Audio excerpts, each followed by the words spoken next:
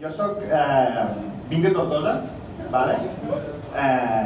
Sí, Marc, vinc de Tortosa, no d'Amposta, vale? Yang i segur, Tortosa i Amposta, sí, les dues Corees de Catalunya. No, ho dic perquè no sé si algú més ha vingut avui de Tortosa. Perquè haguéssim pogut compartir cotxe, que el gasto és tremendo. Jo vaig vindre fa uns mesos quan se feia l'altre mica a l'Almeria i vaig parlar una mica de mi, dels meus orígens. Vaig a fer-vos un resum, per ubicar una mica la gent que no em coneix. Jo em dic, el meu nom científic és Alberto Rodolfo Lamote de Griñón Aranda. És el meu nom, és el que posa el meu DNI. És nom de portaveu de Vox.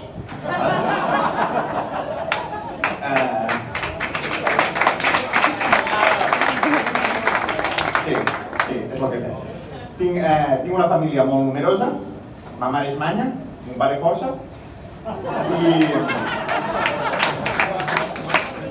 jo he sortit així.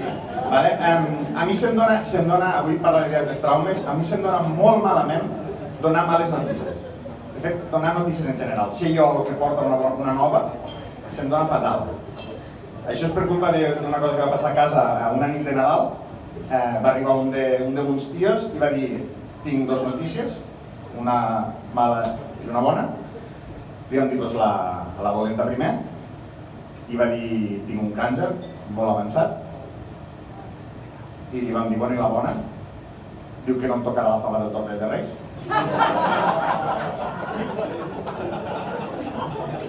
Clar, davant d'això...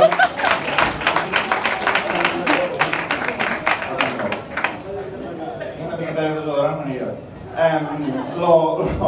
Jo, clar, arran d'això, jo no he sabut afrontar una mala situació on jo havia de donar una notícia. Llavors, a les meves relacions sempre he sigut molt covard. I quan jo considerava que aquella relació estava acabada, l'anava sabotejant a poc, fins que era l'altra persona la que em deixava a mi.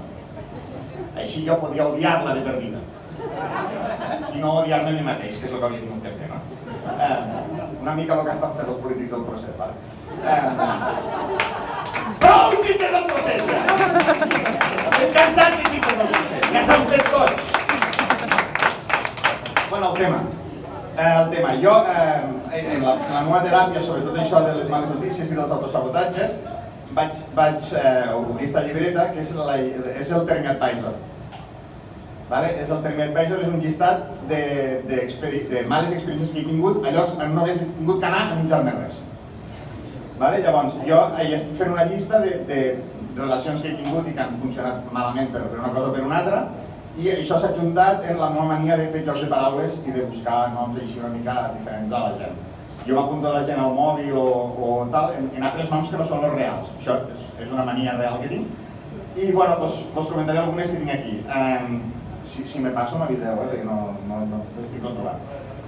Jo vaig conèixer una noia que es deia Maria Teresa, la vaig conèixer a una festa, superguai, vam estar xerrant, de puta mare, en connexió, tal, ens vam donar els telèfons, i després era impossible quedar. No coincidíem, els horaris d'un eren el contrari dels de l'altre, quan un dormia l'altre treballava, bueno, un desastre. Me la vaig guardar com mai te trobo.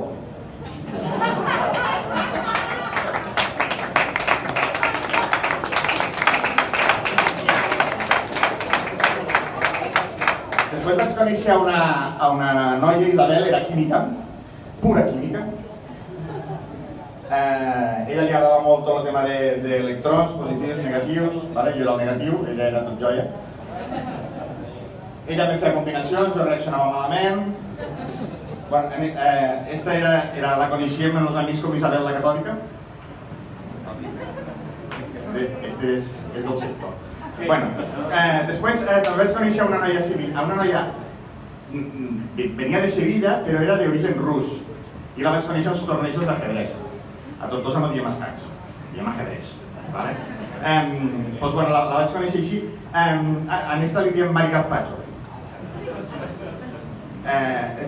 Tenia una cosa molt divertida, que era aquell accent entre rus i sevillano, una mica com Rakitic, però menys nat. No, bueno, aquí el que va passar és que la relació va arribar a un punt que es va enrocar quan va acabar en taules. No va funcionar. Després me vaig posar a viure en una noia massa pronta, o sigui, va ser una relació que en seguida ens vam posar a viure junts. No era una bona idea. Jo no la coneixia del tot i la veritat és que era una tia molt violenta. Estava enfadada sempre i jo sempre era un to molt baix, sempre intentant que no s'enfadés en mi. Un dia estava en el peu a la barana del balcó, tallant-se les ungles, tirant les ungles a baix del carrer i vaig dir: crec que això no és molt cívic. I quasi m'escanya en la cauda del router. I quan aquí s'ha acabat la relació, estava coneixent com la mezquina de Córdoba.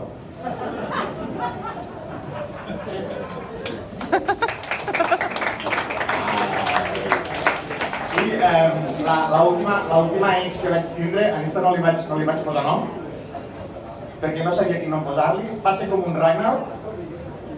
Va arribar al món per a fer-me pagar per tot el mal que jo havia fet. Ella em dia que m'estimava, que ho feia tot pel meu bé. S'ho follava tot. Tot. I després me dia que jo veigués que els altres m'odiaven a mi. Que eren ells els dolents. Però bueno, va haver un dia que vaig dir... Vaig plantar i aquell dia se va fallar el meu millor amic. Jo li vaig dir que per aquí no passava, que el meu gos no tocava ningú.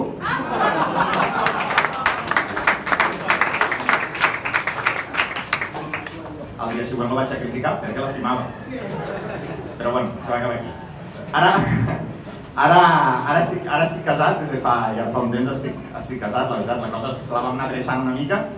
I ella se n'ha enterat fa poc que estic fent monòlegs, jo intentava portar una mica en secret perquè em feia una mica de vergonya i li vaig posant excuses perquè no vingués. Per a vindre jo sol i perquè, bueno, no crec que no estan preparats encara per viure junts això. I jo, per exemple, jo he nascut un dia 16, ella va néixer un dia 21 i l'última vegada que vaig viure li vaig dir és que només entren els que han nascut un dia per ell.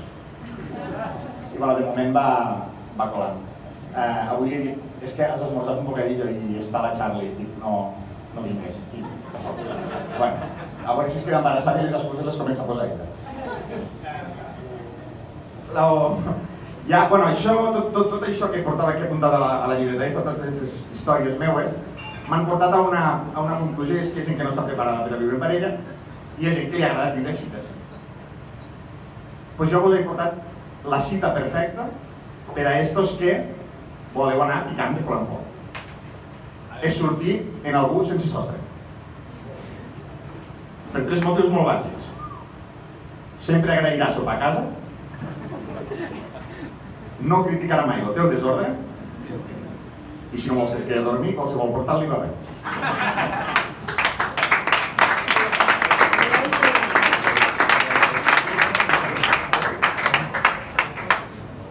Jo soc Termi, vinc de Tortosa, moltes gràcies, una abraçada i un besito al nas.